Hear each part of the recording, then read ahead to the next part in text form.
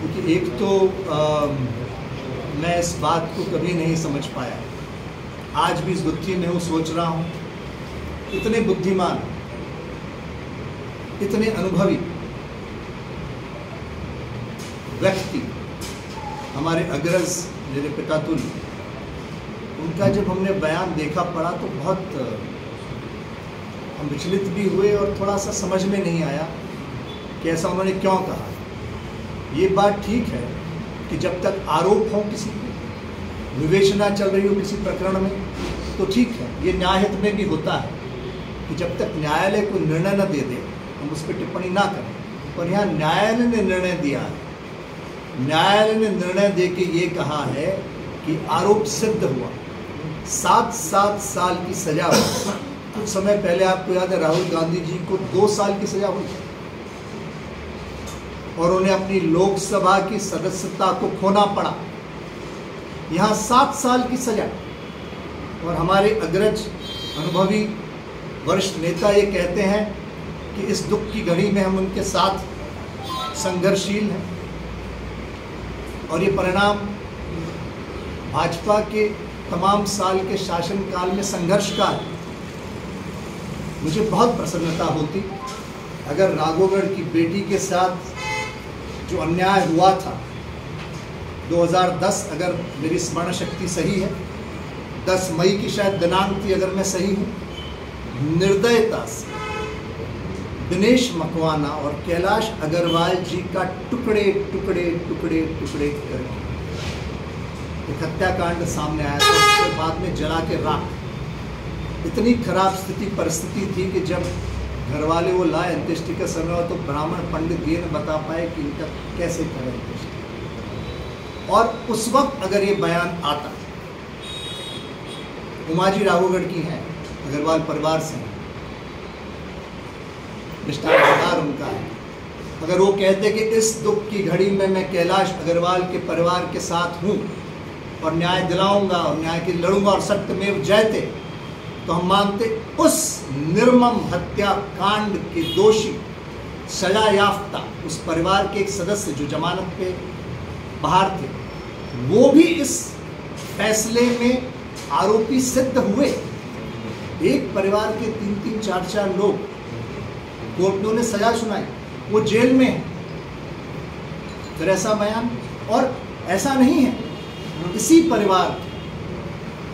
ये जो पूरी बात कही जा रही है अलग अलग लोगों द्वारा बचाव में तमाम, मैं व्यक्तिगत किसी के अगेंस्ट नहीं हूँ, लेकिन मैं सिर्फ इसलिए कह रहा हूँ कि कांग्रेस के ही शासन काल में इस परिवार में पर करीब 20 प्रकरण दर्ज हुए गंभीर मामलों। कांग्रेस के ही शासन काल में इस परिवार के व्यक्ति करीब करीब 16-17 साल गुंडा लिस्ट में नामजद रहे। इसी परिवार के वो व्यक्ति जिनको संघर्षशील बता रहे हैं, राजेंद्र सूरी बैंक का प्रकरण हम आप सब जानते हैं, कैसे छोटे छोटे लोगों ने अपना 1-1 रुपया जमा पूंजी करके इकट्ठा करके उस बैंक में भरा। उस बैंक की देनदारियां इनकी 2 करोड़ के ऊपर है। चुनाव में लाखों करोड़ रुपया ये खर्च कर सकते हैं जिला पंचायत के अध्यक्ष बनने की लालसा में, लेकिन वो 2 करोड़ रुपया उन घरों परिवारों के लिए कितना उपयोगी होगा और बैंक में जमा होकर उनको मिल जाए जो दर दर भटक रहे हैं 1-1 रुपये के लिए। और उस परिवार को ये पार्टी भक्त कह के राजनीतिक संरक्षण देने की बात कर रहे हैं, जिस परिवार पे आरोप, न सिर्फ आरोप बल्कि तत्कालीन मंत्री, तत्कालीन सरकार के ने खुल के प्रेस के समक्ष कहा उनकी वजह से कि माफिया चला रहा मध्य प्रदेश की सरकार। वो परिवार जिसको ये संरक्षण दे रहे हैं पार्टी के नाम पे, उन्हीं लोगों के खिलाफ 2014 के लोकसभा चुनाव के तत्कालीन कांग्रेस के प्रत्याशी उमंग सिंगार ने लिखित रूप पे अरुण यादव को चिट्ठी लिख के ये कहा कि इन्होंने भीतर घात करके चुनाव में विरोध में काम किया और उनको पार्टी से निष्कासित किया जाए। वो परिवार के सदस्य जिनको ये पार्टी की दुहाई दे के संरक्षण समर्थन कर रही है कांग्रेस पार्टी, तत्कालीन सबसे बड़ी शायद शिवभानु सिंह जी के बाद हुई क्षेत्र की आदिवासी नेता स्वर्गीय उप मुख्यमंत्री पूर्व नेता प्रतिपक्ष जमुना देवी ने खुद के चुनाव 2003 कुक्षी के चुनाव में पार्टी विरुद्ध कार्य करने के लिए शिकायत दी, जिस पे प्रदेश कांग्रेस कमेटी ने उनको कारण बताओ सूचना पत्र जारी किया। उसी परिवार के सदस्य जब वो जमुना देवी जी शांत हो गई और उपचुनाव हुआ कुक्षी में और उमंग सिंगार की बहन निशा सिंगार चुनाव लड़ी तो उसके खिलाफ खुल के कार्य किया। ऐसी तमाम सारी बातें अब मैं नहीं समझ पा रहा हूँ कि इस परिस्थिति में कांग्रेस कैसे वहाँ समर्थन दे सकती है। हाँ, न्याय हित में सबको अधिकार है, न्यायपालिका है, लेकिन ये तमाम जो बातें मैं आपसे कह रहा हूँ और ऐसा नहीं उस दौर में खुले रूप से कैसे वो कानून को चुनौती देते रहे।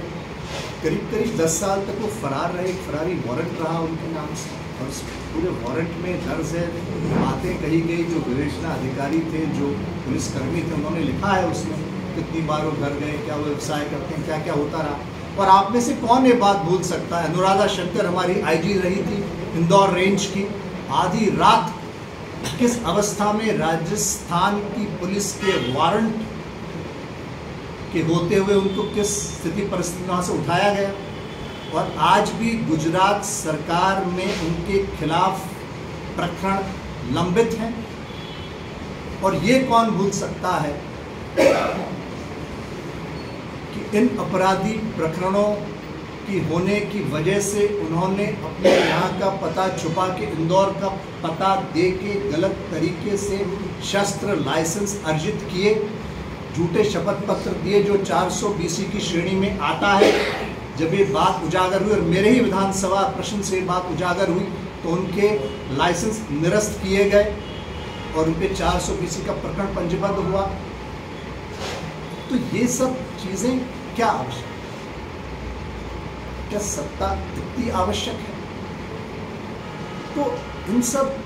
चीज़ों पे जब हम और आप विचार करते हैं, और ये विचारणीय प्रश्न भी है, तो क्या किसी पार्टी को ऐसी परिस्थिति में ऐसा बयान दे के ऐसे लोगों को संरक्षण देना चाहिए? दुखद है, आश्चर्यजनक है, किंतु सत्य।